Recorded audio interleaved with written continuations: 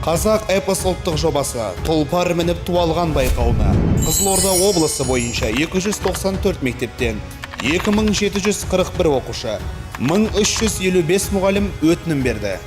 Шиелі ауданы нөмірі 127 орта мектеп лицейіненбіз. Қайыргүл халқына енді түсіп салтына таулар киіп тасжанған.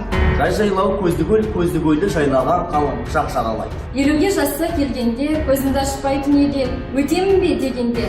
Жалағаш ауданындағы Темірбек жүрген бағындағы 123-ші мектептің қазақ тілі мен әдебиеті пәнінің мұғалімі. 80-ге жасы келгенше, бір бала көрмей тоқтарбай, қайғыменен қанжылдым. Нөмірі 10-шы дарынды балаларға арналған Қызылорда облыстық білім инновация лицей интернатының 6 жасқа келгенде арыстан туған қобыланды қазынадан қамқа киеді.